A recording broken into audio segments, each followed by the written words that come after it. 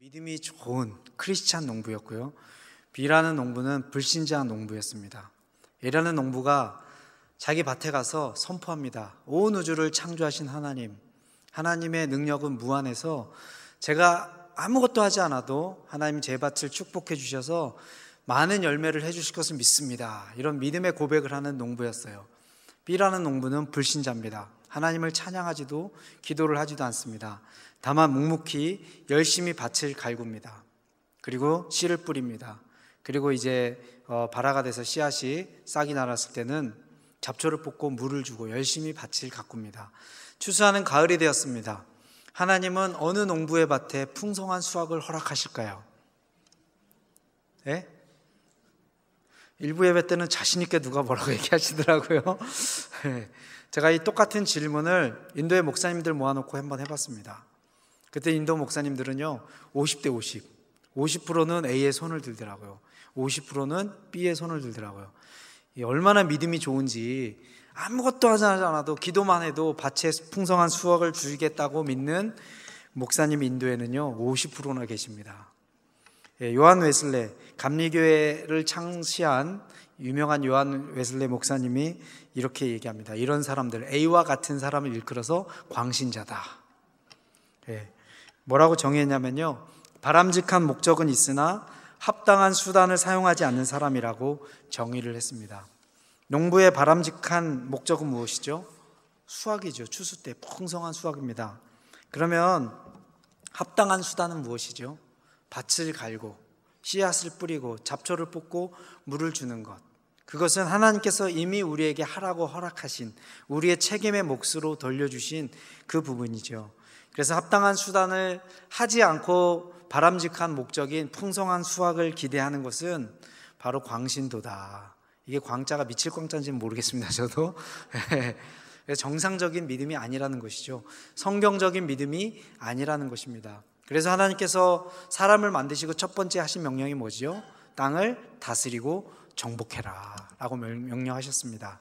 다스리고 정복하라는 그 뜻 안에는요, 땅을 갈구라고 하는, 갈아서 엎으고 살기 좋은 대로 마음껏 변화시키라고 하는 통치 명령이 포함되어 있는 것이죠. 우리는 많은 경우에 A와 같은 농부를 믿음이 좋은 농부로 그렇게 착각을 합니다. 그렇지만 A는요, 정확하게 얘기하면요, 광신자입니다. 풍성하게 수확하려면요, 열심히 부지런하게 농사를 지어야 됩니다. 저희 형이 농사를 짓습니다. 농사를 짓는데 몽골에서 농사를 지어요. 올해 몽골 국토의 80% 지역이 비가 아예 오질 않았습니다. 극심한 가뭄이 들었습니다. 이럴 경우는요, 농부가 아무리 부지런히 열심히 농사를 하고 일을 해도요, 수확을 맺을 수가 없습니다. 하늘의 하나님께서 하늘에서 문을 열어주시지 않는데 어떻게 농사를 풍성하게 할 수 있겠어요?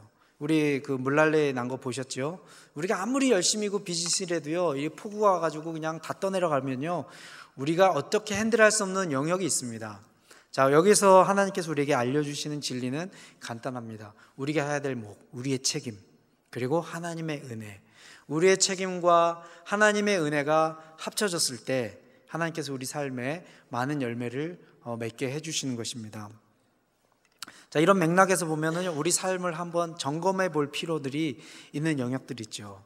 자, 살을 빼기 원하는, 날씬해지기 원하는 한 자매님이 있습니다. 이 자매님이 살을 빼기 위해서 해야 될 일은 뭐죠? 새벽 기도를 열심히 나오시면 됩니다. 새벽 기도 나오시면 살 빠진대요.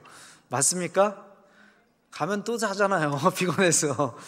살 빠지는 거랑은 거의 상관이 없습니다. 살을 빼려면 어떻게 해야 돼요? 열심히 운동하고 적게 먹어야 되는 거죠. 그리고 나서 하나님 앞에 도우심을 구하고 하나님 튼튼하고 날씬하게 해주세요 라고 기도하는 것이 건강한 균형 잡힌 신앙인으로 볼 수 있습니다. 우리 자녀들이 있죠. 공부하는 학생들이 있습니다. 공부하는 학생들이 좋은 대학을 가고 싶어 해요. 좋은 대학을 갈 수 있는 가장 핵심적인 비결은 뭡니까? 교회 나와서 열심히 기도해야 됩니다. 그러면 좋은 대학 갑니다. 믿으십니까? 아멘 하시면 안 돼요.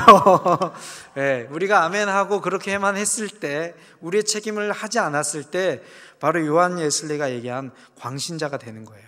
네. 하나님께서 우리에게 주신 합당한 수단을 간과해버리는 그런 사람이 되는 것입니다. 자, 여기에 우리 이제 가장들 계시죠. 남편분들. 좋은 가정을 만들기 원해요. 우리 가정 정말 좋은 가정. 어떻게 하면 좋은 가정을 만들 수 있을까요? 교회 와서 열심히 기도하면요, 하나님이 알아서 축복해줘서 우리 가정 알아서 잘 되게 해주십니다. 맞습니까? 아멘이 안 나와서 감사드립니다. 기도는 해야 됩니다. 좋은 가정을. 우리가 못 보는 경우 성령께서 하셔야 될 역사할 부분이 있습니다. 그러나 우리가 해야 될 몫은 우리가 해야 되죠. 건강한 가정을 만들기 위해서 첫 번째, 가정에 가장 필요한 게 뭡니까? 대화죠. 대화. 소통을 해야죠. 아이들과 이야기하고, 아내와 이야기하고.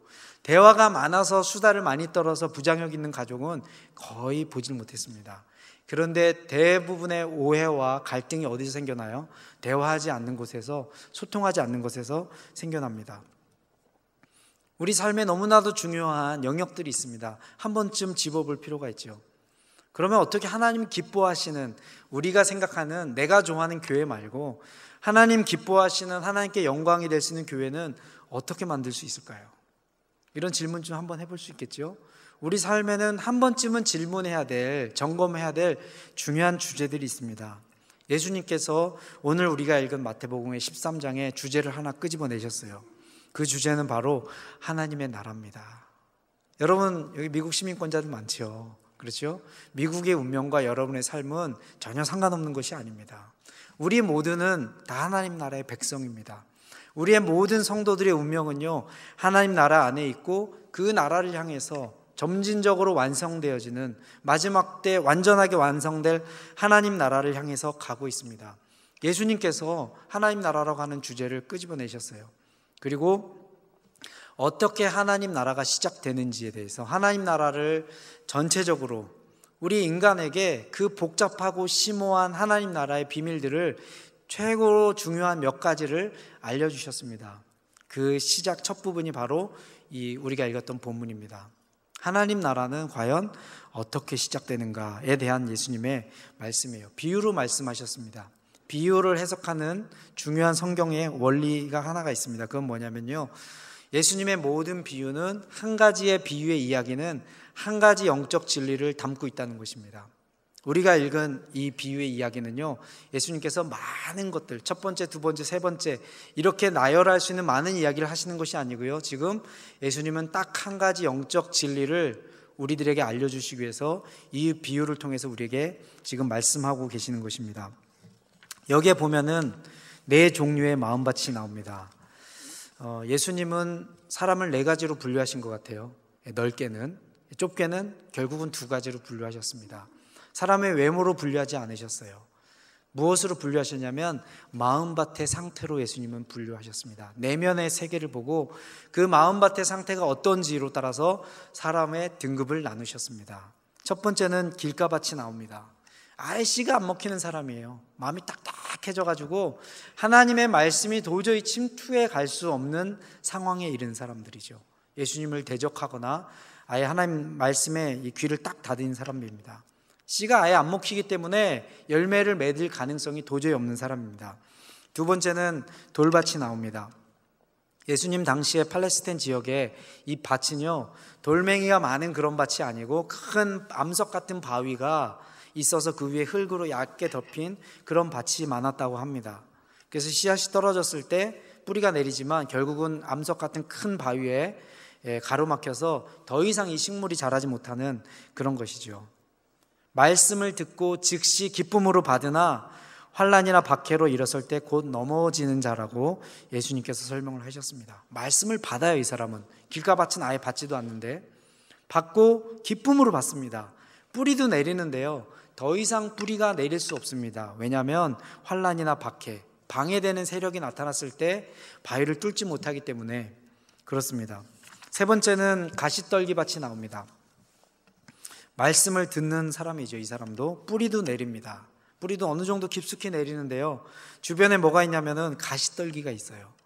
그래서 이 식물이 양분을 빨아들이는 속도보다 가시떨기가 양분을 빨아들이는 속도와 햇빛을 이렇게 차단해가지고 충분한 광합성 작용이 일어나지 않아서 더 이상 자라지 못하게 하는 것입니다. 길가밭보다는 돌짝밭이 좀 더 양호하고요, 돌짝밭보다는 가시떨기밭이 좀 더 양호합니다. 점점 발전합니다. 그런데 이 세 가지 마음밭의 공통점은 한 가지입니다. 뭐예요? 열매를 맺지 못합니다. 많게는 네 가지지만 결국은 예수님은요, 두 가지 종류로 사람을 분류하셨어요. 말씀을 받아서 열매를 맺을 수 있는 사람과 그리고 열매를 맺지 못하는 사람. 마지막 네 번째 좋은 땅이 나옵니다. 말씀을 듣고 깨닫는 자입니다. 목사님께서 제자 훈련하시는데 묵상 훈련하신다 그랬어요. 묵상이요, 성경 통독보다 훨씬 파워풀하고 중요합니다. 성경 통독은요, 깨닫는 과정이 없어요. 듣는 인풋만 있습니다. 그런데 묵상을 통해서 깨닫게 되는 거죠. 말씀은 깨달음이 있을 때 비로소 그때부터 열매를 맺기 시작합니다. 100배, 60배, 30배 열매를 맺습니다. 옥토와 같은 그런 마음밭이죠. 자, 그러면 여기까지 이제 해석이 됐으면요, 결론은 하나입니다. 뭐예요? 돌짝박 갈아엎고 가시덤불 걷어가지고 우리 마음을 옥토밭으로 만들어서 열매를 많이 맺자가 오늘 본문의 주제가 됩니다. 그런데 우리가 읽은 본문의 이 논리적 맥락을 따라가면요, 그렇게 본문이 흘러가지 않습니다. 3절에 보면요, 씨를 뿌리는 자가 뿌리러 나가서, 씨를 뿌리는 자의 씨 뿌리는 행위로 시작이 됩니다. 그리고 8절에는 어떻게 끝나죠? 좋은 땅에 떨어짐에 어떤 것은 100배, 어떤 것은 60배, 어떤 것은 30배의 결실을 하였느니라. 원인이 있고 결과가 있습니다. 가시덤불을 파헤쳐가지고 옥토로 만들면요, 농부가 밭을 갈아엎음에 많은 열매를 맺었더라, 이렇게 나와 있는데요, 오늘 본문은 그렇게 나오지 않습니다. 씨를 뿌림에 많은 열매를 맺었더라. 원인은 뭐예요? 씨 뿌리는 것으로 시작이 됩니다. 결과는 뭡니까? 많은 열매를 맺게 되는 것입니다. 저는 제가 생각했을 때 옥토밭의 마음의 소유자입니다. 순진해요. 사람들 말하면 웬만하면 다 믿습니다. 의심하지 않아요. 그래서 많이 속기도 하고요, 당하기도 합니다. 저희 형한테 가장 많이 속았던 것 같아요. 돈 빌려주려고. 돈 빌려주면 안 갚아요. 어릴 때 같이 자랄 때 보면은. 그래서 이제 빚이 쌓여가지고 10만 원까지 쌓였어요. 제가 초등학교 때 저희 형이 몇 년 동안 빌려간 빚이 10만 원이 된 거예요. 그 시절에 가난한 집안에 제 일주일 용돈 1,000원이었던 시절입니다. 600원 버스비 하고 나면 일주일 동안 400원 남던 시절에 어떻게 10만 원까지 올라간지 모르겠어요. 뭐 설 때도 이렇게 하면 어느 날 형이 기타를 한 대 들고 왔어요. 전자기타를 딱 들고 오더니, 야, 너 빚이랑 이거랑 퉁칠래? 그러더라고요. 아무리 생각해도 인간에게 10만 원 빚 받을 수 있는 방법이 없어요. 뜯기고 마는 돈이에요. 어차피 뜯기느니 이거라도 받자. 이거 얼마짜리야? 그랬더니 네가 한번 책정해봐. 이 전자기타가 얼마나 비쌀 것 같아? 그러더라고요. 최소 이거 10만 원 넘겠다. 이거는 손해보는 장사가 아니다. 그래서 10만 원 빚과 이 전자기타를 제가 이제 중고기타입니다. 그래서 퉁치는 걸 했어요. 빚 탕감해 줬습니다. 나중 가서 고백을 하더라고요. 자기 반 친구한테 3,000원을 빌려줬대요. 이놈이 돈을 안 갚는 거예요. 그러니까 저 형이 좀 주먹이 세니까 너 이제 돈 안 갚으면 너 가만 안 두겠다고. 근데 친구가 자기 집에 안 쓰는 전자기타를 가져온 거예요. 3,000원 퉁치자. 그래서 저 형은 3,000원 주고 산 기타를 저는 10만 원에 탕감을 해준 적이 있습니다. 잘 속아요. 옥토밭입니다. 마음밭이 그러다 보니까 말씀도 잘 받아들여요. 초등학교 4학년 때 교회를 처음 나갔습니다. 너무 갈급했어요. 초등학교 4학년이 늘 하던 고민이, 내 인생은 왜 이렇게 힘들지? 지금 초등학교 4학년짜리가 인생 타령을 하고 있어요. 내 마음의 평안을 찾을 곳은 없는가? 집에 들어가기 싫은 거예요. 저희 아버지가 반알코올 중독자셨습니다. 그리고 굉장히 과격하신 분이세요. 이틀에 한 번씩 집안 살림을 부시고 저희 어머니 때리고, 집안에만 가면 피 튀기는 그 광경을 목격하는 것이 너무 불안한데 가난하기까지 합니다. 초등학교 3학년 때부터 부모님을 떠나서 자취 생활을 했어요. 서울의 판자촌, 빈민촌, 가장 가난한 동네에 7,000원짜리 월세방을 저희 아버지가 얻어주셨어요. 저랑 저희 형이랑 둘이, 자식들이 공부는 서울에서 해야 된다고 그렇게 이제 유학을 보내셨습니다. 연탄을 뗄 수가 없습니다. 7,000원짜리 월세인데 구들장이 깨졌는데 주인이 7,000원짜리 받아서 무슨 그 관리를 해주겠어요? 그러니까 연탄을 못 뗍니다. 연탄 때문에 가스 마셔가지고 죽습니다. 그래서 제가 초등학교 3학년 때부터 중학교 3학년 때까지 냉방에서 살았어요. 가니까 얼음이 10cm 얼어 있더라고요. 그거 깨가지고 물 녹여가지고 쌀 씻어서 밥 해가지고 형 학교 보내고, 형 또 빨래 해주고. 저 형은 밥 한 적도 없고 빨래 한 적도 없어요. 저희도 4살이나 많은데, 제가 막내거든요. 저는 동생이 있었으면 밥해서 먹일 것 같아. 저 형은 한 번도 하지 않습니다. 가난해요. 너무너무 가난하지. 집안은 이 공포감이지. 또 자취하러 올라오면 형이 또 두들겨 팹니다. 기절할 때까지 패요. 아버지의 사랑을 한 번도 받지 못한 저희 형이 그 마음의 분노, 그 마음의 좌절감, 쏟아부을 데 없으니까 이 동생, 그냥 눈에 보이는 이 동생한테 이 분노와 이 증오심을 퍼붓는 것이에요. 저는 저를 보호해 줄 사람도 없고, 맨날 집에 오면 자취하면서 형한테 두들겨 맞고, 먹을 것도 없고, 집에 이제 뭐 방학해서 내려가면 저희 아버지는 또 어머니 때리고 있고, 어디선가 도망가서 피하고 싶은데 피할 곳이 없는 거예요. 그러나 어느 날 갑자기 성령께서 주신 생각이 문득 들었습니다. 저기 멀리 시골 교회에서, 옛날에는 예배 30분 1시간 전에요, 교회가 큰 콘형 스피커를 가지고 음악을 틀어댔습니다. 30분 떨어진 저희 집에까지 그 음악이 왔어요. 저기 가면 내 마음의 평안을 찾을 수 있지 않을까. 그래서 산 3개를 넘어가지고 교회를 갔습니다. 갔더니 아이들이 교회 마당에 막 뛰어놀고 있더라고요. 여자분, 선생님 같이 보이는 한 분이 저를 발견하시고 오시더니 너 교회 처음 왔니? 그래 주시더라고요. 얼마나 고맙든지. 아무도 모르는 교회에 누군가 나를 와서 알아봐주고 인사해 주는데 처음 왔다고. 근데 어쩌지 미안해, 오늘 예배 끝났어 그러시더라고요. 다음 주에 오라고. 그 선생님이 제가 다음 주에 안 올 수도 있다라고 하는 불길한 예감이 들어서 우리 동네에 사는 누구 아냐고, 걔가 이 교회 나오니까 걔랑 같이 나오라고 얘기를 해주시더라고요. 그래서 1시간 일찍 그 친구 집에 가서 문을 두드렸어요. 야, 교회 가자 그랬더니 자기 오늘 교회 안 갈 거래요.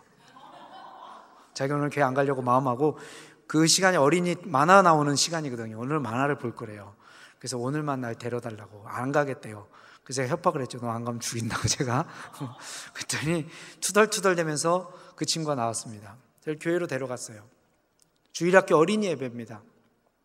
그곳에 가면 뭔가 찾을 줄 알았는데요, 분위기도 너무 이상하고, 이들이 부르는 노래 알아들을 수도 없고, 앞에 나와서 목사님 뭐라고 설교를 하는데 뭔 말인지 도저히 모르겠고, 빨리 예배 끝나면 집으로 도망가고 싶다. 그리고 2번 다시 여기 오지 말아야지. 내가 올 곳이 못 되는구나, 이렇게 생각을 하고 있었는데 예배가 마쳤어요. 딱 가려고 그랬는데 여자 선생님이 저를 불렀습니다. 잠깐만 10분만 시간 내줄 수 있냐고. 그래서 얼마든지 내드릴 수 있죠. 그때 선생님이 저를 불러다가 오셔가지고 하나님이 너를 사랑하셔, 그 얘기를 해주시더라고요. 사랑? 그런 얘기 태어나서 들어본 적이 없어요. 그렇지만 저도 모르는 제 마음 안에 갈망이 있잖아요. 사랑에 대한 갈망. 그런 막 공포적인 저희 아버지, 형, 이런 투박한 남자들 속에서 살다가 하나님이 널 사랑하셔. 근데 마음이 따뜻하게 느껴지더라고요. 그런데 협박을 하시더라고요. 죄인은 다 지옥 가. 너 죄인이야 그러시더라고요. 제가 죄인인 거는요, 선생님이 얘기해 줄 필요가 없습니다. 이미 충분한 죄인이었어요. 어린 나이임에도 불구하고 지옥은 가기 싫은데 어떡하지? 그러면서 이제 복음을 증거해 주셨어요. 너를 위해서 이 땅에 예수님이 오셨는데 그분이 너의 죄를 위해서 십자가에 달려 돌아가셨어. 너가 예수님을 믿으면 너의 모든 죄가 용서를 받고 하나님의 자녀가 돼. 한 5분 정도? 길어야 10분입니다. 간단한 복음을, 하나님의 말씀의 씨를 저에게 심겨주셨어요. 너무 갈급해서 지푸라기라도 하나 잡으려고 제 발로 그 교회를 찾아갔잖아요. 얼마나 갈급했겠어요. 그 말씀이 쏙쏙 빨려 들어갑니다. 예수님을 구주로 영접할래? 물어보시더라고요. 영접하겠습니다. 내 기도 따라해라. 그리고 그 선생님의 기도를 따라했습니다. 딱 기도를 마치고 났는데요, 정말 기적이 일어났어요.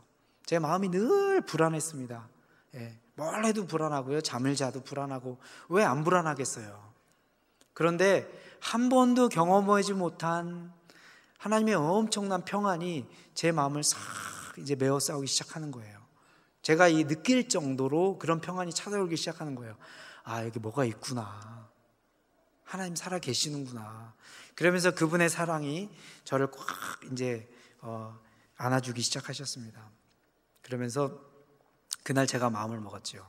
나를 위해서 죽으신 예수님, 나를 사랑하신 하나님, 내가 그분을 위해서 내 삶을 아예 드려야겠다. 하나님, 그럼 저는 이제 앞으로 뭘 하면서 살까요? 저는 이제 구원해 주셨으니까 이제 하나님을 위해서 살겠습니다 라는 이제 고백을 하게 됐습니다. 그 선생님이 막 열정적으로 저에게 복음을 증거하신 게 아니에요. 그냥 그 선생님이 아는 간단한 심플한 5분짜리 복음을 증거해 주셨습니다. 그 선생님에게는 5분짜리 간단한 복음인지 모르지만 그날 제 인생이 뒤바뀌는 날이었어요. 불안에 떨던 김홍진 어린아이가 하나님의 사랑을 발견하는 바로 그 날이 되었던 것입니다. 그래서 하나님 축복하셔서 이제 인도에서 19년째 선교사로 그렇게 지금 사역을 하고 있습니다.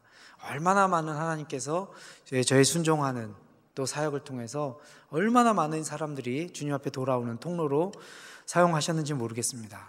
옥토바치 얘기를 들으셨습니다. 이제 저희 형이 있어요. 그렇게 두들겨 패던 독종 중에 독종입니다. 성경에 세례 요한이 이 독사의 자식들아 했을 때 저는 다른 사람 생각이 안 나요. 저희 형이 딱 생각이 납니다. 그의 눈, 그의 눈빛. 예수님이 우리 형을 보고 바로 독사의 자식들에 대해서 얘기하지 않으셨을까? 그 눈, 어느 눈보다도 표독스럽고 독하게 생긴 눈, 쳐다보면 완전히 그 오금이 저리는 그런 공포스러운 눈의 소유자였습니다. 제가 그래도 형이니까 교회 한번 가자니까 호기심에 동생이 너무 좋다니까 한번 갔어요. 딱 갔다 오더니 야, 이거 내 분위기 아니다, 내 스타일 아니다 그러더라고요. 제가 처음 교회 가서 느꼈던, 여러분 처음 교회에 나오시는 분들이 얼마나 힘든지 아세요? 예, 적극적으로 가셔서요, 그 아는 채 해주시고요. 교회 다니는 분들도 교회 옮겨서 이렇게 새로운 교회 오면요, 굉장히 나 혼자 이렇게 뻘거벗은 것 같아. 다 나 쳐다보는 것 같아. 너무 쑥스럽고. 저 형은 내성적이에요. 저도 처음 갔을 때 그런 걸 느꼈는데 저는 굉장히 외향적이거든요. 저 형은 굉장히 내성적인 사람이니까 한 10배로 그걸 더 심하게 느낀 거예요. 내 스타일 아니다. 딱 한마디로 일축합니다. 이제 아무리 설득해봤자 여지가 없는 사람이에요. 한 번 아니다 그러면 죽을 때까지 아니에요. 저 형이 교회 한 번 왔다가 안 나온다는 얘기를 듣고 저 형 또래에 중등부 학생회장이 있어요. 중등부. 또 중등부 학생회장이라고 한 영혼이라도 구해보겠다고 30분 걸어서 저희 집을 매일 찾아오는 거예요. 저 형이 김성철입니다. 성철아, 교회 가자. 날마다 매주 와서 소리를 지르는 거예요. 저 형이 처음에 안 간다 그러더니 나중에는 도망가더라고요. 이 친구 오기 한 30분 전에 집 나가요. 어느 날은 이제 나가기도 너무 겨울날 춥고 힘드니까 어디 숨어요. 숨으면서 나 나갔다 그러라고. 그래서 제가 여기 있다고 알려줬죠. 또 뒤지게 한번 맞았습니다. 1년을 찾아왔어요. 복음을 전도하는 사람이 갑일까요? 복음을 거부하는 사람이 갑일까요? 예? 이 친구, 우리 형이 가장 두려워하는 사람 중에 한 명이 이 친구가 됐어요. 아, 걔 좀 안 왔으면 안 되냐. 이 독한 놈 매일 온다고. 1년을 왔어요. 1년을 찾아오는 놈이나 1년을 찾아오는데도 끝까지 버티고 안 나는 놈이나 둘 다 진짜 독종이죠. 무너졌습니다. 1년 후에. 저 형이 1년 있다가 교회를 갔어요. 못 이겨서. 예수님이 좋아서 간 게 아니에요. 복음 메시지에 감동돼서 간 게 아니에요. 이 독한 놈 귀찮아가지고 그놈의 그 친구 때문에, 동갑 때문에, 친구도 아니에요, 교회를 갔습니다. 믿음이 막 자랄 줄 알았어요. 스타일대로. 예, 믿음이 자라기는커녕 관망합니다. 예, 굉장히 냉소적이고요. 인간 구원 좀 받아서 좀 확 뒤집어서 이제 나 좀 그만 때려야 될 텐데 변화가 안 되는 거예요. 성품도 그대로고 철저히 이기적이고. 예. 그러더니 이제 복음이 살살 들어가기 시작하더라고요. 그러더니 교회 나온 지 한 4, 5년 되면서부터 믿음이 조금씩 생기기 시작하더라고요. 어느 날 교회에 부흥 강사님이 오셨어요. 그러면서 그 시골 교회 오셔가지고 이 교회가 세계 선교사를 파송하는 교회가 될 것입니다. 부흥회 때 저는 어디 앉을까요? 맨 앞자리. 옥토바치잖아요. 말씀을 사모하는 마음으로 이 중학생 꼬마가 맨 앞자리에 앉아가서 할렐루야 하면서 열심히 마음을 이제 받아들이고 있습니다. 말씀을. 저 형은 어디 앉았을까요? 맨 뒷자리. 정확히 하시네요. 예측이 됩니다. 예? 딱 이래가지고 분강사 뭐라고 짓거리는지 한번 들어보자. 딱 그런 자세로 있어요. 분강사님이 세계 선교를 해서 자기의 삶을 드릴 사람 일어나라는 거예요. 막 말씀이 막 들어가고 뜨거우니까 제가 어떡하겠어요? 저는 베드로 스타일이거든요. 일단 움직이고 보는 스타일입니다. 벌떡 일어났죠. 뒷일은 나중에 생각하고 일단 드리고 보자. 저 형이 뒤에 앉았다 가만히 보니까 부흥 강사님이 아무리 외치는데도 교인들이 안 일어나는 거예요. 학생들이. 저 부흥 강사 참 불쌍하다. 그냥 진짜라 가짜로 일어나 주자. 그래서 빨리 예배 마치고 집에 갈 수 있도록. 저 형이 뒤에서 일어났대요. 저는 몰랐는데 지금은 몽골에서 선교사로 아주 열심히 헌신적으로 잘 사용을 하고 있습니다. 저희 아버지의 구원을 위해서 정말 눈물 흘리면서 많이 기도했습니다. 불쌍한 우리 아버지. 저는 태어나면서부터 생각했던 우리 아버지는 저 사람만 없으면 우리 가정 행복할 텐데, 그런 존재였어요. 태어나서 아버지 손 한번 딱 잡아봤습니다. 군대에서 제대할 때, 저희 아버지 해병대 출신이세요. 군대에서 하루에 30대 맞고 잠을 재워주던 군생활을 하셨던 분이에요. 자기도 군생활을 너무 힘들게 했는지 제가 신병 교육대 퇴소할 때는요, 수고했다, 고생했다, 손을 한번 탁 잡아주신 저희 아버지십니다. 초등학교 6학년 졸업했을 때 제가 학교에서 상을 제일 많이 받았습니다. 아버지가 딱 두 마디 하셨어요. 수고했다. 그 다음 말씀, 집에 가서 밥 먹자. 아니, 초등학교 졸업식인데 짜장면이라도 좀 사주셔야 되는데 얼마나 세상 짠돌이 중에 짠돌이. 맨날 봤던 아버지의 모습은 어머니 때리고, 양심 중에 우리 아버지처럼 거짓말 잘하고 양심 없는 사람은 제가 발견하지 못한 마음밭의 퀄리티로 따지면요, 세상의 최악. 아버지의 구원을 위해서 열심히 기도했지만 우리 아버지는 참 구원받기 힘들다. 제 마음, 인간적으로는 믿음이 안 가는 거예요. 불안하니까 기도는 하지만. 그러던 어느 날 저희 교회에 부목사님이 신방을 오셨어요. 그리고 나서 아버지에게 복음을 증거하셨습니다. 이 부목사님이 얼굴이 하신 분이에요. 학자입니다. 공부만 쫙 하시던 분이에요. 연구하는 거 좋아하고 따뜻하거나 뭐 친절하거나 그런 분이 아니에요. 딱 보면요, 얼굴이 질리는, 얼굴이 하얗고 학자 스타일에서 빈틈이 하나도 없는, 복음 듣다가 질식해서 죽을 것 같은 그런 스타일이에요. 빈틈 하나 없는. 주일학교 때 전도사님이었거든요. 애들이 떠들지 못해요. 딱 한번 눈도 크신 데다가 딱 조용하라 소리도 안 해요. 딱 한번 쳐다보면 애들이 기가 죽어서 딱 조용히 하면 그때 이제 성경 봉독하시고 설교 말씀하시던 그런 분이셨어요. 우리 집에 신방을 오셔가지고, 그분이 금식하고 오신 것도 아닙니다. 열정적으로 복음을 증거하신 것도 아니에요. 부목사님이니까 뭐 심플하게 그냥 복음을 제시하셨어요. 그리고 우리 아버지에게 얘기를 합니다. 예수님을 구주로 영접하시겠습니까? 아버지가 가만히 있다가 네, 하겠습니다. 그리고 영접기도를 따라하세요. 아버지가 영접기도를 따라했습니다. 그리고 나서 영접기도를 따라했으니까 지금 누가 가장 기뻐할 것 같습니까? 이제 인터뷰를 했어요. 저는 군대에 있었고 저희 어머니와 저희 형이 있었어요. 신학대학원 다니던 저희 형이 있었습니다. 평생 남편에게 두들겨 맞으면서도 기도하면서 교회 가자라고 늘 그렇게 얘기했던 우리 아내가 가장 기뻐할 것 같습니다 라는 고백이 나올 거라고 저희 어머니는 당연히 생각을 했어요. 당연히. 또 저희 형은 우리 자식들이 하나님 열심히 믿고 아버지의 구원을 위해서 열심히 기도했는데 우리 자식들이 가장 기뻐할 것 같습니다 라고 저희 형은 당연히 아버지가 고백할 줄 알았어요. 근데 저희 아버지 입에서 엉뚱한 얘기가 나옵니다. 가만히 있다가 하늘아버지가 가장 기뻐할 것 같습니다. 아니, 교회도 안 나오신 분이 그 하늘 아버지의 마음을 어떻게 알고. 성령이 하시는 역사죠. 제가 군대에 있을 때 그 얘기를 듣고 그 얘기 듣는 순간 몸에 소름이 쫙 끼치더라고요. 이거 진짜구나. 제대로 거듭나셨구나. 그래서 아버지는 돌아가실 때까지 열심히 신앙생활을 하시다가 그렇게 돌아가셨습니다. 자, 여러분이 수능을 시험을 보는 학생입니다. 오늘 본문을 읽고 오늘 본문의 주제는 무엇입니까? 적으시오 라고 하면 여러분은 답을 뭐라고 적으시겠어요? 두 가지입니다. 네 가지 마음밭, 갈아엎고 열매 맺자. 또 다른 한 가지는 뭐예요? 하나님의 복음에 씨를 뿌리자. 그래서 오늘 저는 제목을 씨 뿌리는 자의 비유로 그렇게 잡았습니다.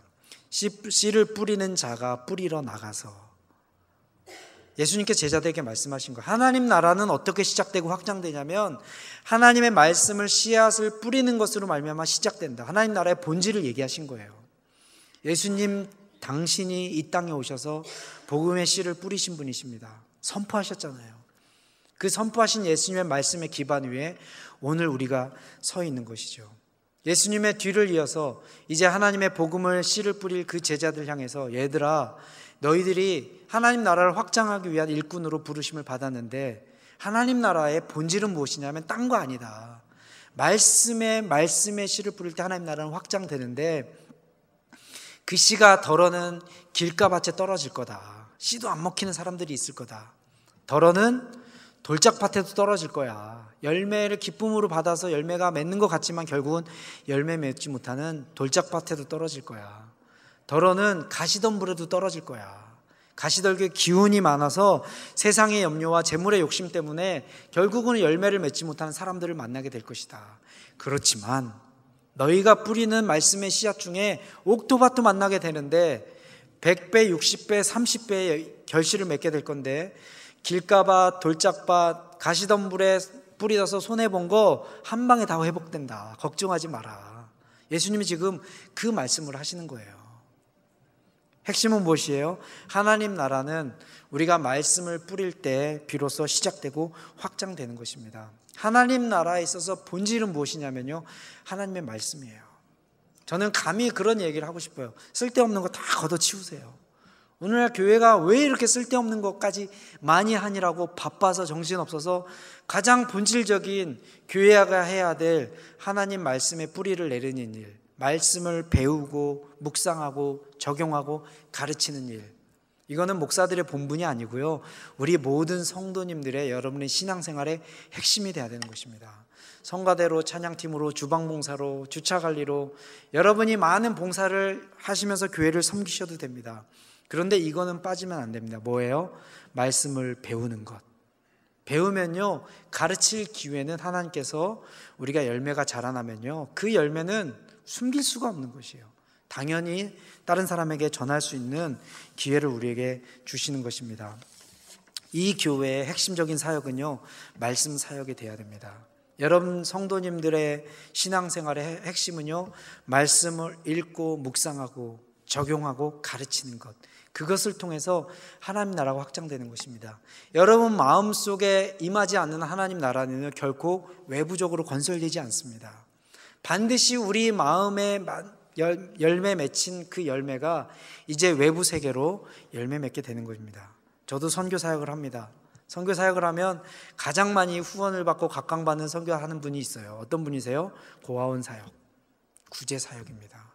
불쌍한 사람들, 많은 사람들의 정서가 한국교회는 가난을 경험했기 때문에요, 불쌍하고 재난 있고 슬럼에서 사역하고, 저희도 다 하는 사역입니다. 쓰레기장에서 쓰레기 주는 아이들을 향한 사역을 하면 긍휼의 마음이 들기 때문에 정서적으로 가장 많은 우리의 마음이 그쪽으로 갑니다. 그런데 우리가 혼동해서는 안 됩니다. 하나님 나라의 핵심 사역은 무엇이에요? 예수님 오셔서 구제할 많은 사람이 있었습니다. 예수님께서 하셨던 핵심 사역은 뭐냐면 바로 이 말씀의 씨앗을 뿌리는 말씀 사역이 되었던 것입니다. 함께 기도하겠습니다.